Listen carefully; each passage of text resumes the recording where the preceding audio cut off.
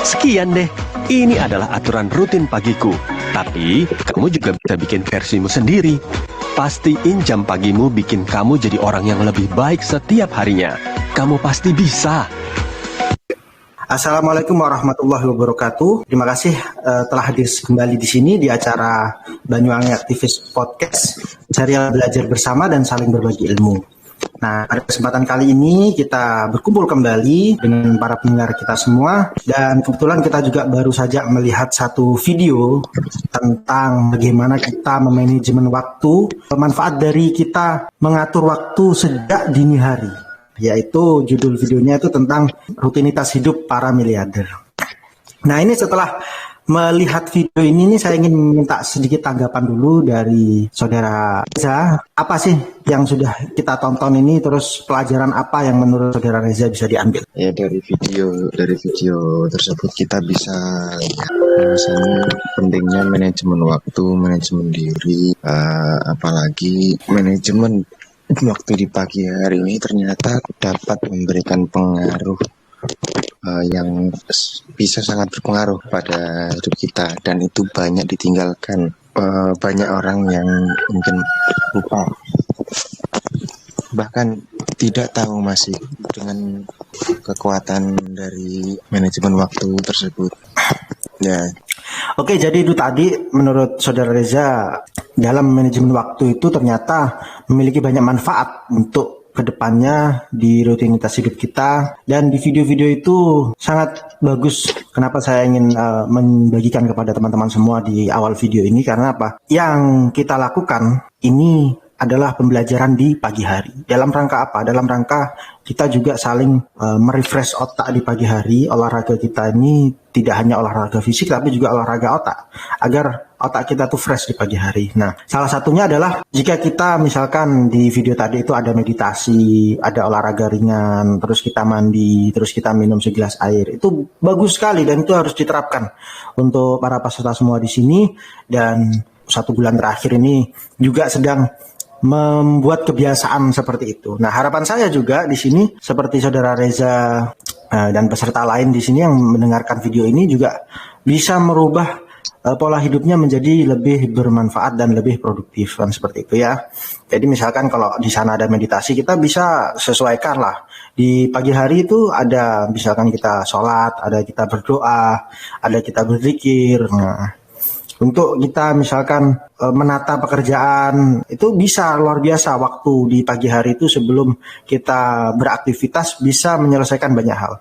Apalagi dengan orang-orang sekarang, para pemuda-pemuda, para rumah tangga muda ini, kalau seandainya kita itu tidak terbiasa bangun pagi, maka banyak yang tidak akan terselesaikan. Biasanya akan berdampak ke siang harinya, ke sore harinya, sampai ke malam harinya. Itu akan ada satu hambatan-hambatan. Dan dampak yang bisa kita dapatkan ketika kita bangun pagi, kemudian bisa beraktivitas dengan baik, itu willpower kita lebih tinggi daripada kita kalau seandainya paginya itu tidak tertata. Jika kita pagi sudah tertata, termanage, willpower itu, kekuatan dari dalam diri itu bisa membantu kita untuk menyelesaikan permasalahan-permasalahan di waktu selanjutnya. Begitu.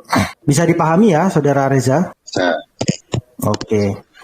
Lanjut, coba kita bahas satu bab dulu. Nah, kemarin kita membahas tentang bab-bab yang sudah kita bahas. Salah satunya adalah hakikat ilmu hukum, tentang pengertian hukum, kedudukan dan fungsi ilmu hukum. Nah, itu sudah kita bahas ya di buku ya, yang pertama bukunya Dr. Yuhelson, dan yang kedua bukunya Lukman Santoso. Kita masih menggunakan 2 buku ini. Kenapa? Karena sebenarnya semakin banyak buku juga akan semakin panjang pembahasan, kan seperti itu. Yang penting kita fokus kepada bab-bab, karena bab pengantar ilmu hukum ini sifatnya hanya mengantarkan, memberikan gambaran umum saja. Nanti kalau misalkan kita mau membahas yang lebih mendetil tentang satu tema tertentu, subtema yang sifatnya khusus, maka itu nanti kita akan terus cari tambahan-tambahan referensi seperti itu. Nah, kembali ke pengantar ilmu hukum.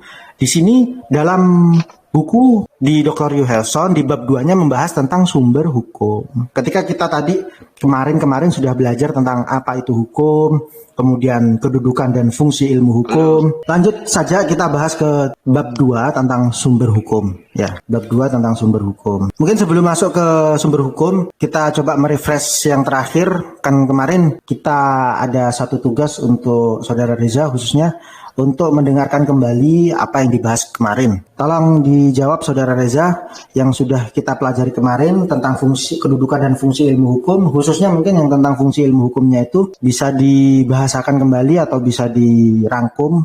Oke, dalam kesempatan kali ini saya ingin menjelaskan tentang kedudukan dan fungsi ilmu hukum. Berarti kedudukan dan fungsi ilmu hukum itu fungsinya untuk memberikan pengertian dasar secara garis besar ataupun mendalam mengenai segala sesuatu yang berkaitan dengan hukum. Oke, teringat. Mungkin kita bicara fungsi ilmu hukum, tadi dari bahasanya Reza, memberikan gambaran umum, jelas, mendalam, ya kan, tentang perihal seluk-beluk terkait dengan ilmu hukum. Nah, masuk ke bab 2 tentang sumber hukum, ya. Sumber hukum. Nah, pengertian sumber hukum. Sumber hukum adalah segala apa yang menimbulkan aturan-aturan yang mempunyai kekuatan mengikat dan bersifat memaksa. Yakni aturan-aturan yang kalau dilanggar mengakibatkan sanksi yang tegas dan nyata bagi pelanggarnya. Yang dimaksud dengan segala apa atau sesuatu yakni faktor-faktor yang berpengaruh terhadap timbulnya hukum. Faktor-faktor yang merupakan sumber kekuatan berlakunya hukum secara formal dari mana hukum itu dapat ditemukan. Nah, jadi jika kita membahasakan ulang ya yang namanya pengertian sumber hukum itu, maka kita harus melihat sumber hukum itu sebagai, kalau kita abstraksi lagi, sumber hukum itu sebenarnya segala sesuatu.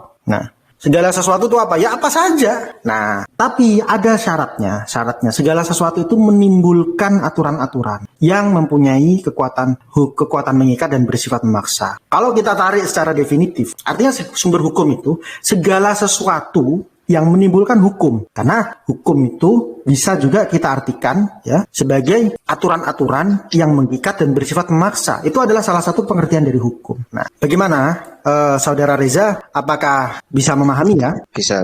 Nah, sederhana sebenarnya. Nanti kita akan belajar apa sih sumber-sumber hukum itu. Ya. Ini pengertian tadi ada di bukunya Dr. Johansson. Dia mengutip dari pendapat seorang akademisi bernama Dudu, yang buku itu ditulis tahun 2017. Itu bisa dibaca di bukunya. Selain dari segala sesuatu yang mempunyai kekuatan mengikat dan bersifat memaksa, ya, ada sanksi tegas bagi pelanggarnya juga. Nah, dia itu membahas yang dimaksud segala sesuatu itu faktor-faktor yang berpengaruh terhadap timbulnya hukum. Faktor-faktor yang merupakan sumber kekuatan berlakunya hukum secara formal dari mana hukum itu dapat ditemukan.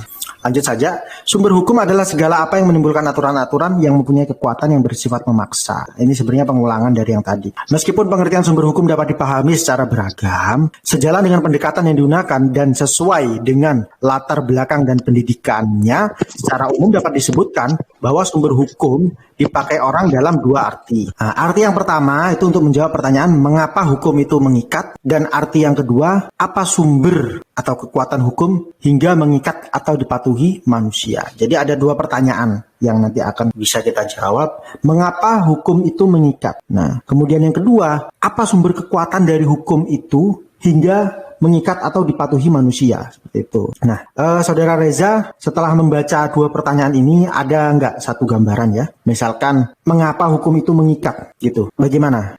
Dari pengertian hukum sendiri kan, hukum ini bersifat mengikat dan bertujuan untuk mengatur tingkah laku manusia agar keadaan lingkungannya ini bersifat aman, nyaman, serta tertib. Maka dari itu sifatnya mengikat, maka hukum itu harus ditaati dan dijalani. Jika tidak dijalani atau ditaati, kembali ke salah satu pengertian hukum, maka akan mengakibatkan sanksi yang diberikan kepada mereka yang melanggar. Jadi seperti itu. Nah, jadi kalau kita kembalikan ke definisi hukum, menurut sebagian pandangan orang ya, rata-rata mayoritas yang disebut hukum memang harus mengikat, kan seperti itu. Jadi pertanyaan mengapa hukum itu mengikat itu sebenarnya pernyataan kalau menurut kita secara sekilas ya kan, itu seperti pernyataan yang paradok, kan seperti itu kan. Ya. Nah, misalkan ya itu sama saja kita bertanya mengapa api itu kok panas, kan seperti itu. Mengapa es itu dingin? Karena secara sifat memang suhunya api ya harus panas, kan seperti itu. Ada suhu titik tertentu. Mengapa es itu dingin? Nah, by definisi hukum itu memang harus mengikat. Terus apa sumber kekuatan hukum hingga mengikat atau dipatuhi manusia? Nah, ini nanti pertanyaan yang akan kita gali lagi. Nah, jadi pengertian sumber dalam arti ini dinamakan sumber hukum dalam arti material. Jadi ada pengertian yang dalam arti material. Kata sumber juga dipakai dalam arti lain, yaitu menjawab pertanyaan di manakah kita dapat atau temukan aturan-aturan hukum yang mengatur kehidupan kita itu. Nah, sumber itu dinamakan dalam sumber arti formal. Jadi yang perlu dipahami ya, Saudara Reza ya, sumber hukum itu ada dua makna yang bisa kita lakukan pendekatan. Makna yang pertama itu sumber hukum dalam arti apa? Dalam arti material. Ya ini pertanyaan tadi itu, dari mana sih kekuatan mengikatnya hukum itu? Nah, itu kita berarti mempertanyakan atau menggali atau mencari tentang sumber hukum dengan sifat yang material. Nah, sedangkan jika kita bertanya itu tujuannya di manakah kita bisa menemukan aturan-aturan hukum itu, nah itu nanti kita belajar tentang sumber hukum dalam arti formal. Nah, sumber hukum dalam arti formal itu misalkan, kita belajar sumber hukum itu misalkan dari apa? Peraturan perundang-undangan, dari kitab-kitab hukum misalkan, kan seperti itu. Kita temukan ada di mana? Misalkan ada di lingkungan hidup masyarakat atau dan lain sebagainya ya. Ya, Bisa dipahami ya? insya Allah. Oke, jadi ada dua makna dari sumber hukum itu dalam arti material dan formal. Nah, kalau sumber hukum yang kita bahas tadi, yang pertama itu bagaimana sih kekuatan hukum itu, bagaimana bisa dipatuhi, kenapa orang-orang itu mematuhi hukum. Nah, itu nanti kita mencari tahu tentang sumber hukum dalam artian material. Itu hanya pengantar dulu, nanti kita bisa bahas lebih mendetail di sana ya, Pak. Nah, baik, langsung ke bab yang huruf B tentang macam-macam sumber hukum.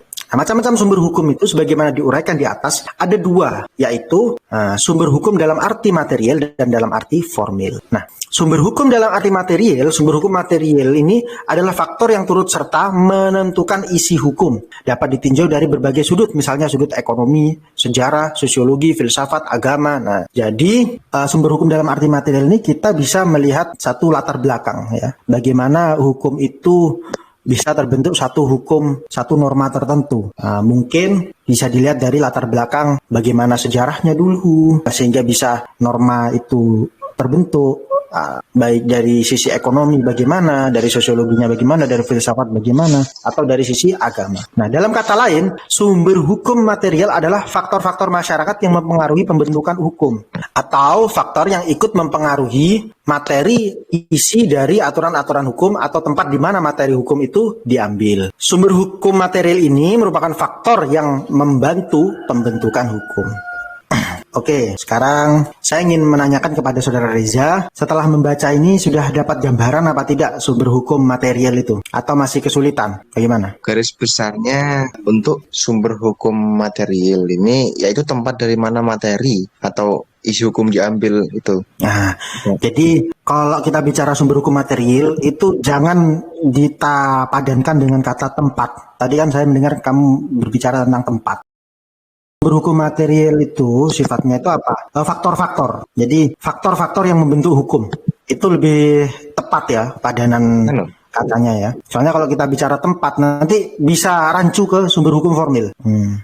Faktor-faktor apa sih ya? Faktor ekonomi apa? Faktor sosiologis apa? Faktor agama apa? Yang nanti apa? Membentuk materi itu sudah betul. Materi atau isi dari hukum. Begitu ya? Bisa dipahami ya Saudara Reza ya? Jadi faktor-faktor apa sih? Nah, faktor itu apa coba? Faktor menurut KBBI ini atau peristiwa atau keadaan yang ikut menyebabkan terjadinya sesuatu. Nah, jadi faktor itu apa? Di kalimat pertamanya, di kata pertamanya. Ya, keadaan atau peristiwa yang ikut. Nah, wis. Keadaan atau peristiwa ya kan? Yang apa? Yang mempengaruhi. Yang mempengaruhi. Jadi kita bicara ya, sumber hukum material itu apa? Kalau kita kembalikan ke pengertian tadi ya, sumber hukum itu apa? Keadaan dan atau peristiwa yang mempengaruhi hukum.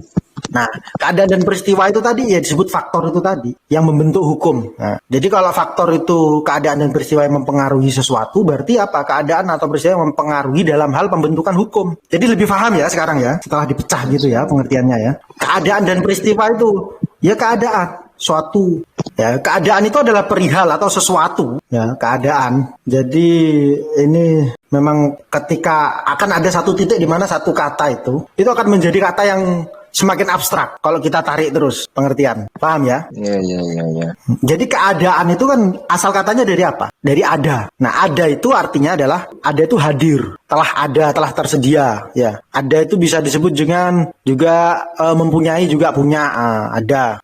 Kalau orang bilang ini ada uang, berarti saya punya uang gitu kan. Ada berarti hadir. Saudara Reza ada atau tidak? Ada, hadir ya kan. Ada makanan atau tidak? Ada, berarti artinya apa? Tersedia, telah tersedia. Satu keadaan. Jadi keadaan itu kondisi di mana ketersediaan atau kehadiran atau kepunyaan. Jadi itu. Terus kalau peristiwa itu apa? Jadi kalau makna kata peristiwa itu sendiri itu kejadian, bisa diartikan satu kejadian atau hal atau perkara atau sebagainya. Jadi lebih ke suatu kejadian. Mungkin agak repot sudah karena ini satu kata yang memang sifatnya tuh atau dasar dari kata. Misalkan peristiwa, kejadian itu sama seperti kita itu membahas satu kata-kata yang sifatnya itu sudah mendasar sekali. Maka memang kemampuan kita untuk mengabstraksikan atau kita mengilustrasikan suatu kata itu nanti akan sangat bermanfaat ke depannya. Makanya dalam pelajaran ini saya menekankan untuk terus mengejar pengertian-pengertian dan definisi-definisi sampai kita benar-benar bisa memahami. Nah, lanjut ke sumber hukum formal. Sumber hukum formal itu adalah sumber hukum dengan bentuk tertentu yang merupakan dasar berlakunya hukum secara formal. Jadi sumber hukum formal merupakan dasar kekuatan mengikatnya peraturan agar ditaati oleh masyarakat maupun oleh penegak hukum. Nah, kalau di sini ya sumber hukum formal itu diartikan sebagai dasar kekuatan mengikat. Kenapa peraturan itu bisa mengikat kepada masyarakat? Kenapa peraturan-peraturan itu bisa ditaati oleh masyarakat maupun penegak hukum? Nah, kemudian di sini ada pertanyaan, apa beda undang-undang dengan peraturan perundang-undangan? Nah, jadi undang-undang itu bedanya dengan peraturan undang-undangan sudah jelas ya. Yang namanya undang-undang itu bagian dari peraturan perundang-undangan. Peraturan perundang-undangan itu sifatnya lebih luas. Kalau di sini kita dijelaskan, undang-undang itu dibuat oleh DPR dengan persetujuan presiden. Sedangkan peraturan perundang-undangan dibuat berdasarkan wewenang masing-masing pembuatnya. Jadi peraturan perundang-undangan itu ada banyak. Mulai dari undang-undang, ada peraturan pemerintah, ada peraturan presiden, ada peraturan menteri, sampai ke bawah. Nah, peraturan perundang-undangan itu adalah peraturan tertulis yang dibentuk oleh lembaga-lembaga negara atau pejabat yang berwenang dan mengikat secara umum. Dan itu pengertian dari pasal 1 ayat 2 nomor 10 tahun 2004. Macam-macam sumber hukum formal. Bisa langsung dibaca, yaitu yang pertama undang-undang, yaitu suatu peraturan negara yang mempunyai kekuatan hukum mengikat diadakan dan dipelihara oleh penguasa. Nah, undang-undang nanti secara konsep tadi sudah dijelaskan ya. Undang-undang itu kalau di Indonesia itu diajukan oleh DPR dan disetujui oleh presiden, maka berlakulah undang-undang itu secara mengikat kepada seluruh masyarakat Indonesia. Sumber hukum formal juga bisa diambil dari kebiasaan atau dalam bahasa Inggrisnya custom. Apa itu kebiasaan? Kebiasaan adalah perbuatan manusia yang tetap dilakukan berulang-ulang dalam hal yang sama. Apabila suatu kebiasaan tertentu diterima oleh masyarakat dan kebiasaan itu selalu berulang-ulang, tindakan yang berlawanan dengan kebiasaan itu akan dirasakan sebagai pelanggaran perasaan hukum. Maka dengan demikian timbullah suatu kebiasaan hukum oleh pergaulan hidup yang dipandang oleh masyarakat sebagai hukum. Jadi kebiasaan itu bisa menjadi salah satu sumber hukum, ya. Jadi bagaimana, Saudara Reza? Apakah sudah bisa memahami tentang kebiasaan ini? Insya Allah. Jadi kebiasaan itu bisa menjadi hukum apabila apa syaratnya? Kalau di buku ini? Ya, kebiasaan bisa menjadi hukum tuh ketika sudah dilakukan berulang-ulang dan akhirnya diterima oleh masyarakat tersebut. Nah, dan ada tambahannya. Sampai pada titik di mana dirasakan oleh masyarakat jika seseorang itu di luar kebiasaan, maka akan ada perasaan pelanggaran. Dan nanti akan ada satu titik juga, biasanya nanti kebiasaan juga ada hukum, ada sanksinya juga. Nah, ini kita alhamdulillah kita kedatangan satu tamu, Bapak Abdul Basir. Halo Bapak Abdul Basir, bisa Mas? Waalaikumsalam warahmatullahi. Baru kedatangan satu tamu nih Bapak Abdul Basir ini. Kebetulan kita membahas tentang tentang sumber hukum. Nah, sumber hukum, kemudian kita tadi sudah sampai ke apa itu sumber hukum material dan sumber hukum formil. Nah, salah satunya adalah sumber hukum. Sekarang sudah masuk ke pembahasan sumber hukum formil. Nah, sumber hukum formil itu diartikan dalam apa? Dasar-dasar atau dari mana asalnya sih hukum itu mengikat. Tadi kita bahas nomor satu itu dasar dari mengikatnya sumber hukum, satunya dari undang-undang, dari kekuasaan, kan seperti. Dan yang kedua ini ada dari kebiasaan. Nah, ini saya tertarik ini dengan apa Bapak Abdul Basir ini. Bapak Abdul Basir ini bagaimana responnya? Ada yang ingin disampaikan atau sekilas tadi mendengarkan gitu? Ada satu tanggapan enggak? Bismillah.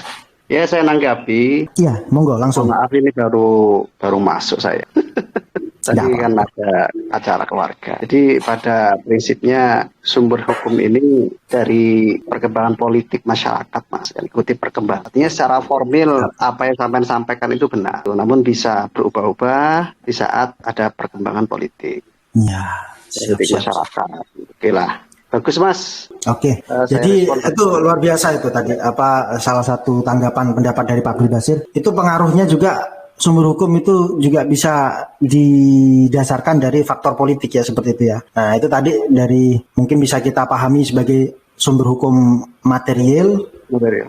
Di mana apa sumber hukum material ini kan ada faktor-faktor yang memberikan satu pengaruh untuk membentuk satu hukum. Salah satunya adalah kelompok-kelompok politik dalam satu masyarakat hukum. Itu luar biasa pendapatnya yang memang itu didukung oleh salah satu pendapat kalau bisa lihat di bukunya Dr. Yuhelson ini tentang sumber hukum material ini. Nah, sumber hukum material ini faktor yang turut serta menentukan isi hukum dapat ditinjau dari berbagai sudut, ekonomi, sejarah, sosiologi, filsafat, agama dan lain-lain. Nah, ini kurang ini memang betul nih pendapatnya Pak Basir ini. Jadi ada tambahan tentang faktor politik. Nah, lanjut kita membahas selanjutnya tentang sumber-sumber hukum formil tadi ya kan.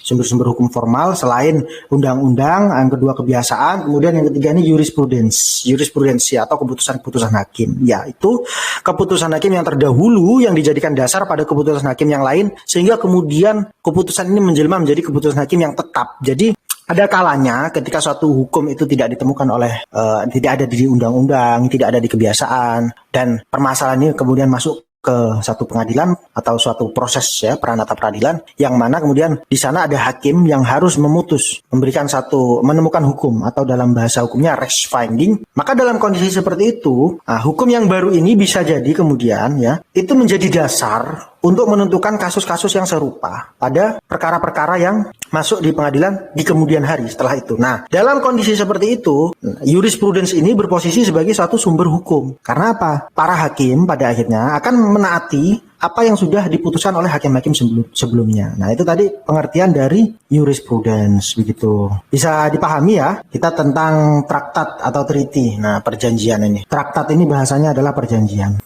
Traktat adalah perjanjian yang diadakan oleh dua negara atau lebih yang bersifat mengikat tidak saja kepada masing-masing negara itu, melainkan juga warga negara dari warga negara yang berkepentingan. Jadi nanti akan kita bahas lebih lanjut apa itu traktat dalam bab apa? Dalam bab hukum internasional, bab perjanjian internasional. Yang penting kita pahami bahwa ada satu konsep yang disebut traktat, yaitu sebuah perjanjian antar dua negara, yang mana perjanjian itu ketika nanti diundangkan oleh kedua negara masing-masing itu mengikat ke kedua negara. Lanjut ya, sumber hukum yang kelima itu di bukunya Dr. Yuhelson disebutkan apa itu selain traktat ada perjanjian. Nah, bedanya traktat sama perjanjian apa? Di sini dijelaskan kalau perjanjian itu sifatnya itu orang. Jadi ada orang person to person. Kalau traktat itu sifatnya yang membuat adalah negara. Nah, sedangkan perjanjian itu peristiwa di mana dua orang atau lebih saling berjanji untuk melakukan atau tidak melakukan perbuatan tertentu. Nah, para pihak yang telah saling sepakat mengenai hal-hal yang diperjanjikan itu berkewajiban untuk mentaati dan melaksanakannya. Nah, itu yang disebut dalam asas pacta sunt servanda. Nah, kemudian dalam mencari hukum kita juga dapat mencari di mana pendapat sarjana hukum atau kita lebih kenal dengan doktrin-doktrin hukum. Nah, ketika nanti kita misalkan sudah belajar hukum sampai pada titik tertentu, mungkin kita pada titik profesor ya. Nah, nanti kita bisa berpendapat hukum dan pendapat kita itu bisa dijadikan salah satu sebagai sumber dari hukum formil itu tadi. Bagaimana masyarakat bisa menggali kita misalkan menggali hukum itu salah satunya dengan mencari pendapat-pendapat para ahli. Nah, apa itu pendapat sarjana hukum atau doktrin itu? Jadi pendapat seseorang atau beberapa orang sarjana hukum yang terkenal dalam ilmu pengetahuan hukum. Nah, jadi ada syarat-syaratnya yang disebut doktrin itu. Yang pertama itu semakin banyak yang berpendapat ya, pendapat banyak orang, maka itu akan menjadi satu pendapat yang masyhur, yang lebih bagus, yang lebih terkenal, kan seperti itu. Nah, doktrin dapat menjadi satu dasar dalam pertimbangan hakim dalam menjatuhkan putusan. Kenapa? Bisa jadi aturan yang ada itu tidak cukup atau tidak cukup baik untuk memutuskan suatu perkara atau tidak cukup lengkap. Maka harus digali dari sumber-sumber lain. Salah satunya adalah dengan mencari melalui pendapat hakim. Nah, itu tadi tentang sumber-sumber hukum, ada sumber hukum material dan ada sumber hukum formil.